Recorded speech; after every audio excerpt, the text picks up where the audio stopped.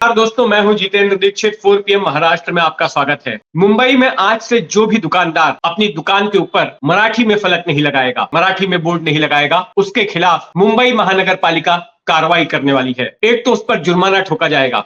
उस दुकान में जितने भी आदमी काम करते हैं, हर व्यक्ति के हिसाब से 2000 रुपए का जुर्माना ठोका जाएगा। इसके अलावा उसके खिलाफ आपराधिक मामला भी दर्ज होगा और सुप्रीम कोर्ट के कंटेम्प्ट की नोटिस भी उसे दी जा सकती है, क्योंकि ये मामला सुप्रीम कोर्ट तक गया था। जब महाराष्ट्र सरकार ने कानून बनाया जिसका शीर्षक था Maharashtra shops and establishment act 2017, जिसके तहत ये जरूरी कर दिया गया कि महाराष्ट्र में जितने भी दुकानदार हैं वो अपनी दुकान में भले ही किसी दूसरी भाषा में वो दुकान के नाम का पट लगाएं, लेकिन मराठी भाषा में, देवनागरी में उसे लगाना जरूरी है। और इसको फिर पहले बॉम्बे हाई कोर्ट में दुकानदारों के संगठन ने चैलेंज किया, लेकिन हाई कोर्ट ने भी उनकी याचिका खारिज कर दी और कहा कि नहीं, कानून जायज है और आपको मराठी में बोर्ड लगाना ही होगा। फिर उसके बाद हाई कोर्ट के ऑर्डर को सुप्रीम कोर्ट में चैलेंज किया गया और सुप्रीम कोर्ट ने भी हाई कोर्ट के ऑर्डर को अपहेल्ड किया और कहा कि तमाम दुकानदार जो हैं, ये मामला सितंबर में आया था और कहा था कि अगले 2 महीने के भीतर तमाम दुकानदार अपनी दुकानों का बोर्ड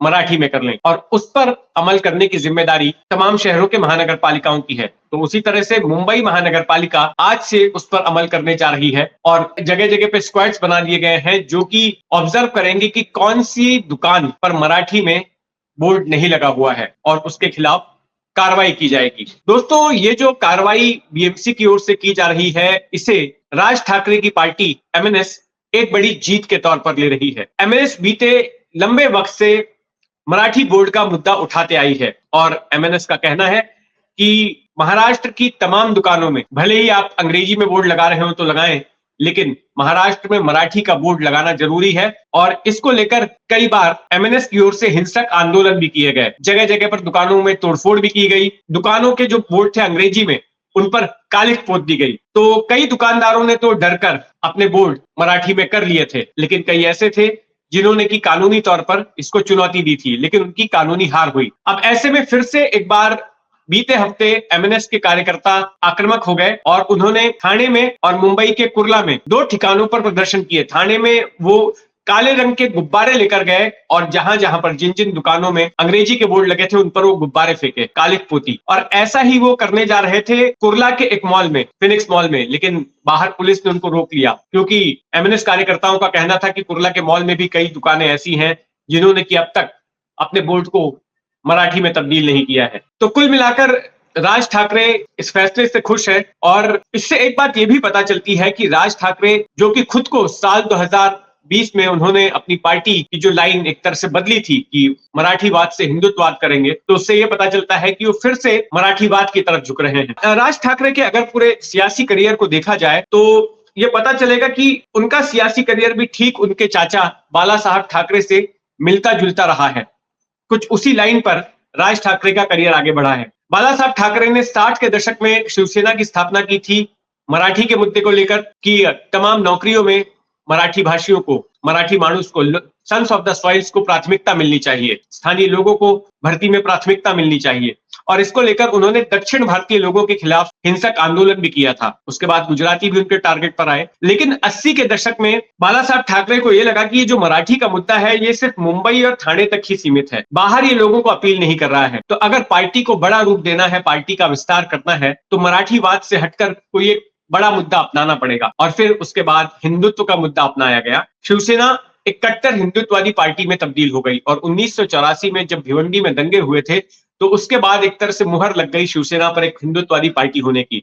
और फिर इसी हिंदुत्व को लेकर शिवसेना ने बीजेपी के साथ में गठबंधन भी कर लिया था और तमाम चुनाव भी, चाहे वो महानगर पालिका के चुनाव हो, विधानसभा के चुनाव हो और लोकसभा के चुनाव हो, वो साथ में लड़ा था। ये गठबंधन 2014 के चुनाव में टूट गया जब दोनों ही पार्टियों ने अलग अलग चुनाव लड़ा था। तो जो शिवसेना मराठीवाद से शुरू हुई थी, बाद में आगे चलकर उसने तमाम भाषिक लोगों को साथ में लेने की कोशिश की हिंदुत्व के बैनर तले और उत्तर भारतीयों को भी साथ लेने की कोशिश की गई। 1993 में जो सामना मुखपत्र है शिवसेना का, उसका हिंदी संस्करण शुरू किया गया था। साल 2003 में उद्धव ठाकरे ने जब वो पार्टी के कार्याध्यक्ष बने तो उन्होंने मी मुंबईकर नाम का कैंपेन शुरू किया और उसके तहत गैर मराठी भाषी लोगों को भी साथ में जोड़ने की कोशिश की थी। हालांकि तब राज ठाकरे शिवसेना में थे और उनकी ओर से कल्याण रेलवे स्टेशन पर उत्तर भारत से जो रेलवे की परीक्षा देने के लिए कैंडिडेट्स आए थे, परीक्षार्थी आए थे, उनके साथ में मारपीट की गई थी और उस घटना को लेकर काफी बवाल मचा था। तो अब राज ठाकरे साल 2005 में शिवसेना से हट गए। जब उन्होंने अपनी अलग पार्टी बनाई तो उसी ट्रैजेक्टरी को फॉलो किया जो कि बाला साहब ठाकरे ने की थी। सबसे पहले उन्होंने मराठीवाद का मुद्दा उठाया, उत्तर भारतीयों को निशाने पर लिया। उनके लोग टैक्सी वाले, ऑटो वाले जो उत्तर भारत से यहाँ पर आकर इन वाहनों को चलाते थे, उन पर निशाना साधा गया। फिर जो मजदूर काम करते थे उत्तर भारतीय, उन पर निशाना साधा गया। और खास करके 2008 में महाराष्ट्र में बड़े ही व्यापक दंगे हुए गैर मराठियों के खिलाफ, खास करके उत्तर भारतीयों को टारगेट करते हुए, जिसमें राज ठाकरे पर आपराधिक मामले भी दर्ज हुए, उनकी गिरफ्तारी भी हुई थी। लेकिन राज ठाकरे के लिए मराठी का मुद्दा काम कर गया था और साल 2009 में जब राज ठाकरे की पार्टी ने पहली बार चुनाव लड़ा तो राज ठाकरे के 13 विधायक जीत कर आए। ये एक बड़ी उपलब्धि थी राज ठाकरे के लिए कि पहली बार ही वो अकेले अपने दम पर चुनाव पर जा रहे थे और 13 विधायक उनके जीते थे। लेकिन उसके बाद उनके लिए भी मराठी का मुद्दा काम नहीं कर पाया। साल 2014 के जो चुनाव हुए विधानसभा के, उसमें उनकी सिर्फ उनके हाथ एक ही सीट लगी। उसके बाद साल 2019 में भी जब वापस चुनाव हुए तो फिर भी एक सीट से आगे नहीं बढ़ पाई एमएनएस। नासिक महानगर पालिका पर एक बार सत्ता आ गई थी राज ठाकरे की, लेकिन आगे चल के वो सत्ता भी गंवानी पड़ी। तो कुल मिलाकर राज ठाकरे ने ऑब्जर्व किया कि मराठी का मुद्दा जो है काम नहीं कर रहा है। साल 2019 के विधानसभा चुनाव के बाद शिवसेना और बीजेपी में झगड़ा हो गया, दोनों ने साथ मिलकर चुनाव लड़ा था। और उसके बाद शिवसेना ने कांग्रेस एनसीपी के साथ हाथ मिला लिया, जो कि खुद को सेकुलरवादी पार्टियां बताती हैं। और शिवसेना इस बीच अपने आप को बदल रही थी।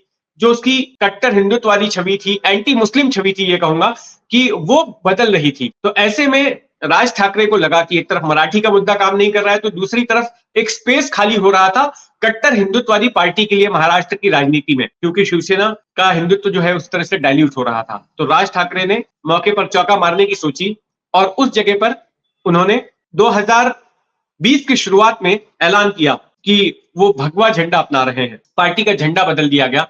पहले उनका पार्टी का झंडा होता था 4 रंगों का, लेकिन उसके बदले राज ठाकरे ने ऐलान किया कि वो भगवा झंडा अपनाएंगे। और राज ठाकरे जो पहले ये कहा करते थे कि मेरा सिर्फ एक ही धर्म है, महाराष्ट्र धर्म, तो उसके बाद उन्होंने ये कहा कि मेरे तो डीएनए में हिंदुत्व है। तो ये परिवर्तन हो गया राज ठाकरे की राजनीति में। और फिर राज ठाकरे के कार्यकर्ता उनको हिंदू जननायक कहने लगे। और अपनी इसी हिंदुत्ववादी छवि को पुख्ता करने के लिए पिछले साल राज ठाकरे ने मस्जिदों पर जो लाउडस्पीकर लगाए जाते हैं उनका मुद्दा उठाया था। तो उनके ऊपर आरोप लगा कि पहले वो प्रांतवाद की राजनीति करते थे और अब सांप्रदायिक राजनीति करने लग गए। लेकिन अब फिर एक बार राज ठाकरे का झुकाव मराठी के मुद्दे की तरफ होते नजर आ रहा है। जिस तरह से मराठी साइन बोर्ड को लेकर उनके कार्यकर्ता सड़क पर उतरे हैं, उससे तो यही संदेश मिलता है। तो महाराष्ट्र की सियासत में जो कोई भी हलचल होगी, हमारी उस पर नजर बनी रहेगी। आप भी अपनी नजर बनाए रखें 4 PM महाराष्ट्र पर। और अगर आपने अब तक इस चैनल को सब्सक्राइब नहीं किया है तो सब्सक्राइब कर लें। धन्यवाद।